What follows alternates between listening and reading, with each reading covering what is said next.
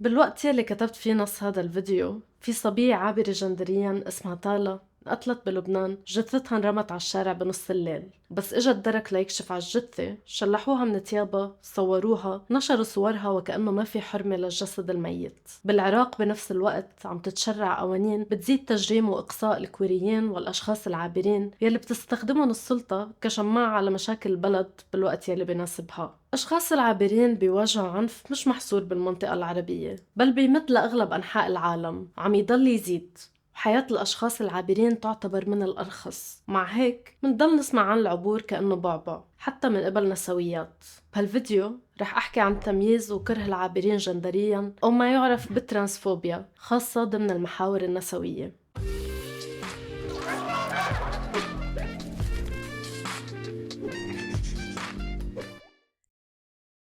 دايما في أسئلة صعبة أو معقدة بأي حركة مهتمة بالتغيير الاجتماعي. هاي الأسئلة أحيانا بتقسم الحركات لسنين لقدام. إذا منفكر بالحركة النسوية، فواحد من هالأسئلة كان سؤال العمل الجنسي، يلي عمل انقسامات من فترة السبعينات لليوم. بعدنا منشوف قديه في آراء مختلفة عن تجريم العمل الجنسي أو إلغائه أو إلغاء تجريمه. حكيت عنها بفيديو سابق عن العمل الجنسي. الانقسامات شيء طبيعي، بس لأنه نحن نسويات ما بيعني إنه عنا نفس النظرة للأخلاق والجنس، وبتضل تجاربنا الخاصة والأمور يلي منآمن فيها عم تأثر على نظرتنا للعمل الجنسي. بس للأسف الحياة مش وردية، واختلافاتنا على العمل الجنسي بيأثر بشكل مباشر بحياة عاملات الجنس، قديش معرضين للخطر، وقديش عم يتم شيطنتهم، وغيرها من العوامل يلي بتتأثر بنظرتنا للعالم. كتار بيعتبروا نقاش عصرنا بالحركة النسوية اليوم هو عن العبور الجندري، هذا لأنه لسه في انقسامات بمكان العابرين والعابرات ضمن الحركة النسوية. أول مرة بكتشف إنه في نسويات بكرهوا العابرات جندريا، كان الموضوع بالنسبة له مستغرب، مع إني ما كنت متأكدة إني بفهم العبور. بس استغربت لأني بربط النسوية بمناهضة أنظمة التمييز والعنف والتراتبية بناء عن مين أقوى من مين بيملك سلطة وموارد ليستغل غيره ويتحكم فيه، مين عنده حماية ليقدر يمارس عنفه على مين. فكيف ممكن أفصل جزء من المجتمع بيعاني من هذا التمييز والعنف والتراتبية من فهمي للنضال النسوي؟ كنت يمكن محظوظة أني تعرفت على النسوية من مكان كويري، أو لقيت حالي بمساحات فيها تسليم لهيك بديهيات، المرأة والرجل العابرين هن جزء من النضال. بس مع الوقت فهمت انه في تحفظات، حتى انزعاج عند كتير ناس من الموضوع، انه قد ما في مساحات بتحتوي العابرين، في مساحات اكتر ترفضهم او بتقصيهم، او بيكون فيها اشكال غير مباشرة يمكن انا ما بنتبه لها لاني مش عابرة وما عم بيكون في تمييز ضمن تجاهي. في شي تاني لاحظته ولقيته بتحليل نسويات تانيات، هو إنه عادة النقاشات الحادة عن العبور بتصير بأماكن النشاط النسوي فيها مش منخرط بغير نضالات، أو منفصل إلى حد ما عن نضالات ممكن يتقاطع معها. فبالأماكن يلي النضال النسوي فيها منحصر بقوقعة معينة معنية بالنساء فقط، أو ما بتشبك بمجموعات تانية من المضطهدين مثل الأشخاص يلي بيتعرضوا للعنصرية أو النقابات العمالية أو حقوق اللاجئين، بنشوف فيها انعزال لحراك نسوي من طبقة وبشرة وأولويات معينة. منشوف فيها إقصاء أكتر للعابرات. يعني المجموعات النسوية يلي بتشوف إنه العنف يلي منتعرض له كنساء مش عابرات هو عنف أسوأ ومنعزل عن أنواع العنف والاضطهاد التاني تماما، هي مجموعات عادة خالية من الاختلاف ورافضة لوجود العابرات والعابرين فيها. هاد مجرد تحليل، بهمني أعرف شو رأيكم فيه. ممكن يفسر إلى حد ما ليش الترانسفوبيا بتبين أكتر بجيل نسويات انخرطوا بالنسوية على الإنترنت ومش كتير على الأرض بسبب غيابات المساحات النسوية أو التضييق عليها من قبل الدولة. أحيانا كمان ما بيكونوا بس مقصيات للعابرات، بل كمان لفئات أخرى ما بيشوفوا أنفسهم فيهن، مثل عاملات المنازل أو اللاجئات أو المهاجرات. هدف هذا الفيديو هو إنه نعمل شوية تفكيك للترانسفوبيا ضمن هاي الدوائر النسوية، لأنه هاد شغل ضروري. وكما واضح بآخر كم سنة، العنف مش بس عم يزيد، والإقصاء مستمر، واللغة والأساليب يلي بيستخدموها النسويات المقصيات للأشخاص الترانس بطلت تفرق عن اللغة المستخدمة من قبل يمين المحافظ والأشخاص يلي ضد النسوية أساساً. إذا شيء، فهذا العنف لما يجي من النسوية أثره رح يكون مضاعف، لأنه مش بس السلطة ضد العابرات والعابرين بهاللحظة، بل حتى بعض النساء يلي ضد السلطة الأبوية عم يوقفوا معها بهذا الكره وهذا العنف. إذا أنت نسوية بهذا العصر لسه مآمنة إنه إقصائك للعابرين والعابرات هو مجرد رأي أو أمر محق أو حتى مفهوم، عن جد من كل قلبي بدعيك تتمعني بهاي المبادئ وتراجعي ليش أساساً بتسمي حالك نسوية، شو التحرر يلي بتتخيليه، وشو يلي بيفرق بينك وبين أي حد تاني مناهض لنظام بس لأنه بده يكون هو النظام. ما بعرف، أسئلة كتير. مهم ما بدي أنظر، خلينا نمرق على بعض الحجج ونشوف شو وضعن. حفاظ على المرأة الحقيقية، ما بعرف أقول حق. تعرف معنى المرأة؟ شو يعني مرة؟ يا محمد شو يعني أمك؟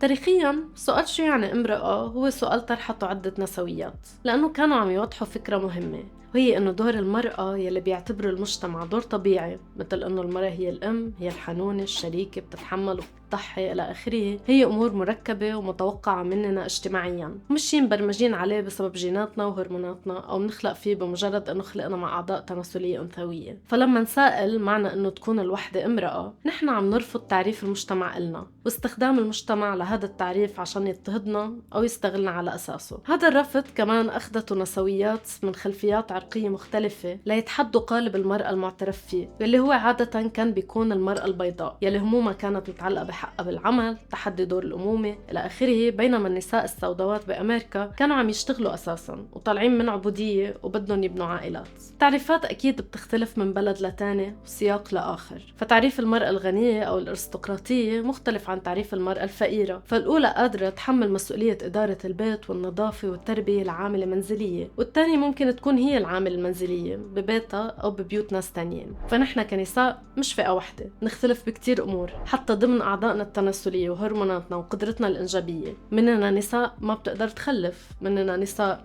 ما قادرة تكون أمهات لأسباب كتيرة، مننا نساء عندهم حالات مرضية أو مختلفة بتخليها تفرز تستوستيرون زيادة، يكون عندها عظم أعرض، شعر أكتر، صوت أعمق. مننا نساء تخلوا عن أرحامهم وصدورهم من وراء مرض، ونساء ما كان بدهم يحبلوا فدفعوا لنساء تانيين ليحبلوا عنهم. نساء لجأوا لتقنيات لزراعة الأجنة وطفل الأنبوب لأنه أجسادهم وأجساد شركائهم مش قادرة على الإنجاب. مننا نساء ولدوا بأعضاء تعتبر ذكورية أو أعضاء مبهمة أو تم فرض عمليات عليهم لتصحيحهم عند الولادة، ولكن ما بيلاقوا أنفسهم بتعريف وتجربة الرجولة وبيرفضوها وبيلاقوا حالهم بالتجارب النسائية. ومننا رجال ولدوا بأعضاء تناسلية تعتبر أنثوية بس ما بيشوفوا أنفسهم بالتجربة النسائية أبدا.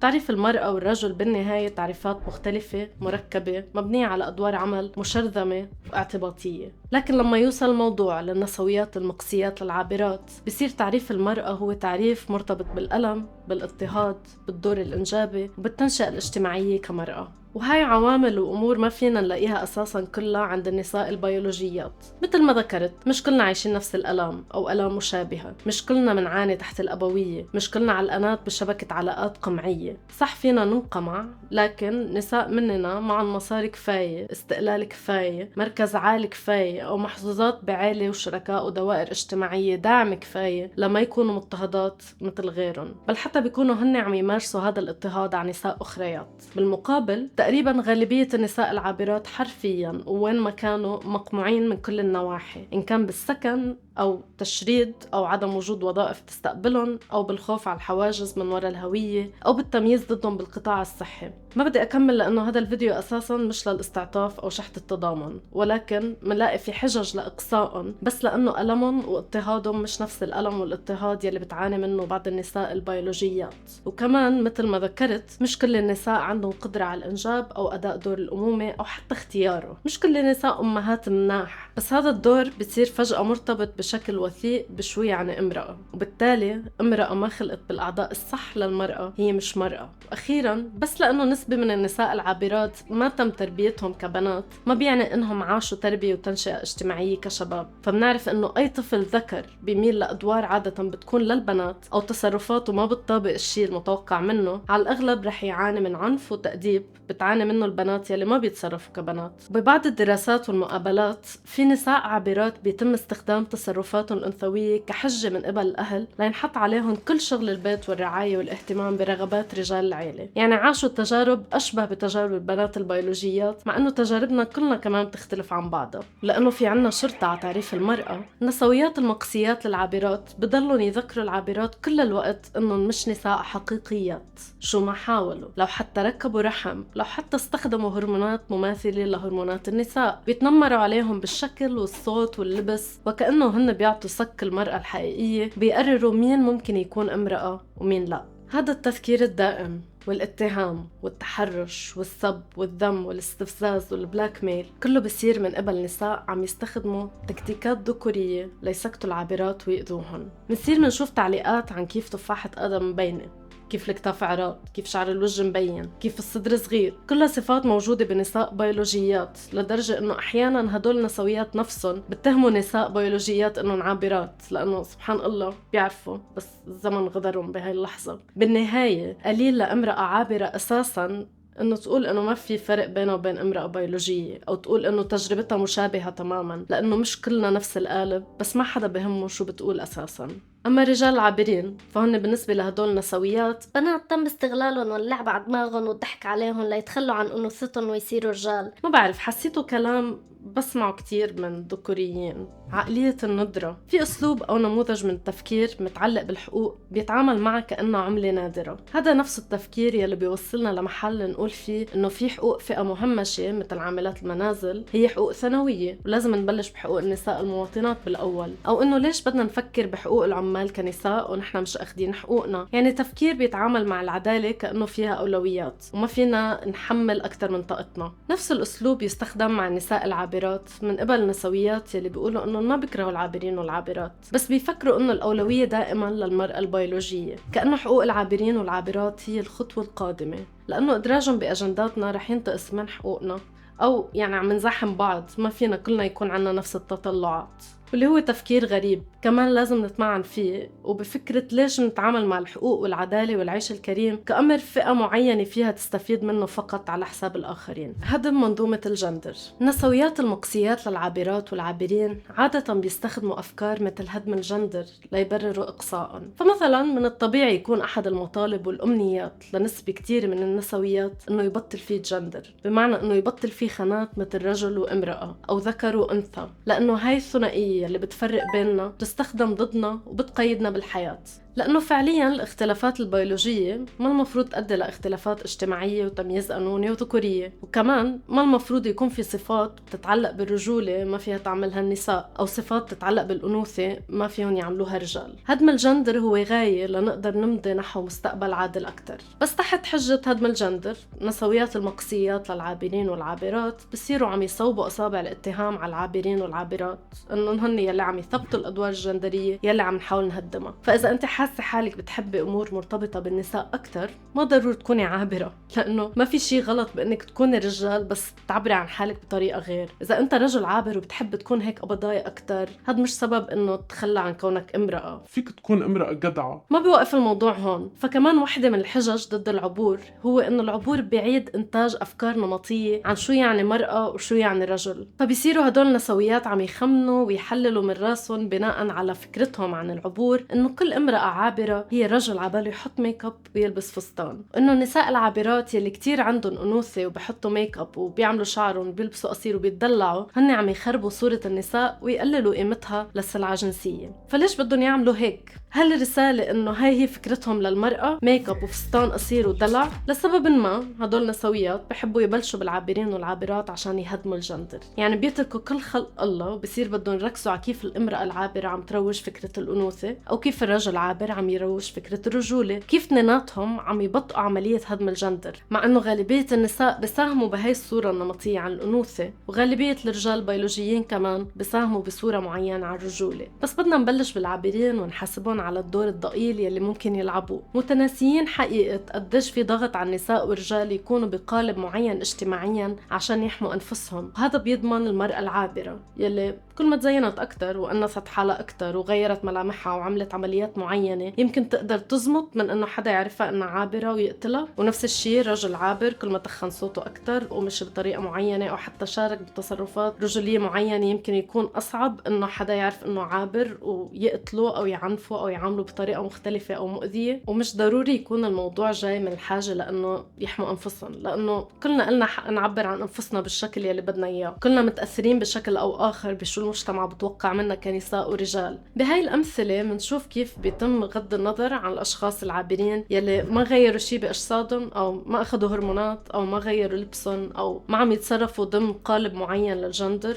وما بيتم التركيز عليهم لأنه وجودهم بيكسر الصورة النمطية اللي بيحاولوا يرسموها هدول النسويات عن شو يعني عبور. منشوف أمثلة من قبل نسويات المقصيات للعابرين كمان، والأشخاص يلي بيميزوا ضد العابرين. بس يكون في عنا مسابقات جمال مثلا تربح امرأة عابرة على نساء بيولوجيات، فبصيروا هدول الأشخاص عم يتعاملوا مع مؤسسة تسليعية وتشييئية للنساء كأنها مساحة مقدسة للمرأة، والنساء العابرات عم يسرقوا هاي المساحة منها، علما أنه طبعا مسابقات الجمال هي من أوضح الأمثلة على التقييم الذكوري للأنوثة. فأي خانة امرأة عم نحاول نحمي وأي جندر عم نحاول نهدم. الذعر والتهويل من العبور في كذا طريقة بيستخدمها الإعلام اليمين المحافظ والنسويات المقصيات للعابرات ليشيطنوا ويسببوا خوف من العبور الجندري. هالطرق صرنا حافظينهم، بس خلينا نشوف كم مثل. أكيد صرتوا سامعين كتير عن المسابقات الرياضية ومكان النساء العابرات فيها، فغالبا الذعر بيكون عن إنه المرأة العابرة بالرياضة هي رجل عم يحاول يستغل ضعف النساء بالمسابقة ليربح عليهم لأنه مش قادر يواجه الرجال. أول سؤال، ليش حد ممكن يحط حاله بمحل بسبب له أذى وتنمر وإهانة وإقصاء من المجتمع وتغييرات جسدية ونفسية عشان جائزة؟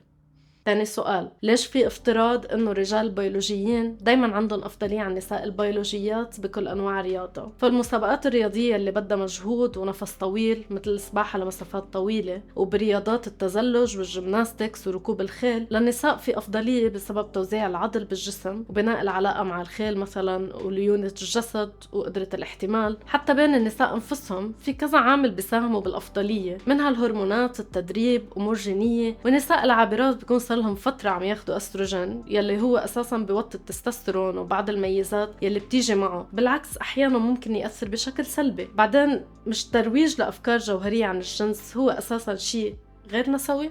مثال آخر هو عن الحمامات.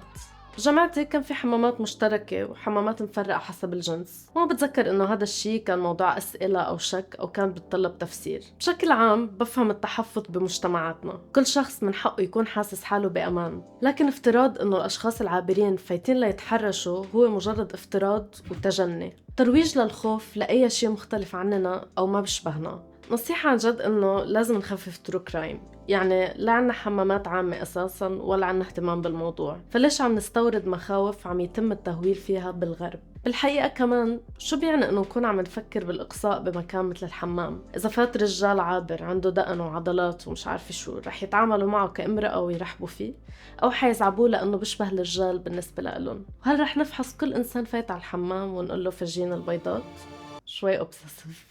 ثالث مثل لنشر الذعر ممكن أفكر فيه هو الصفحات الموجودة على تويتر ومنصات تانية بتركز على جرائم بتعملها نساء عابرات للجنس. كنت بشوفها موجودة بالإنجليزي بس هلأ زاد انتشارها بالعربي. هالصفحات بتنشر أخبار نساء عابرات اغتصبوا وتحرشوا وقتلوا وعملوا جرائم، بكتير من الأحيان كمان بتألف قصص أو بتنشر جرائم بدون سياق لتمرر فكرة إنه العابرات جنسياً هن رجال مجرمين عم يتنكروا كنساء ليمارسوا جرائمهم بكل راحة. بالحقيقة التركيز على هالجرائم هو مقصود ليشيطن فئة كاملة من البشر بناء على مجموعة من الأشخاص، مثل إذا عملت صفحة بتنشر جرائم فيها أشخاص سوريين ونشرتها بلبنان وفلتت العنصريين كلهم على الشعب السوري، أو صفحة جرائم بيقوم فيها أشخاص أمريكان من أصل أفريقي ونشرت الذعر وصور نمطية على إنه ارتكاب الجرائم بالDNA طبعاً، أو أي مثل تاني بيستند على الخوف من فئة معينة ليبرر أفكار سياسية عنصرية وتمييزية. هذا الذعر بيتغاضى عن نسبة العنف تجاه الأشخاص العابرين إن كان بالشارع أو بالبيت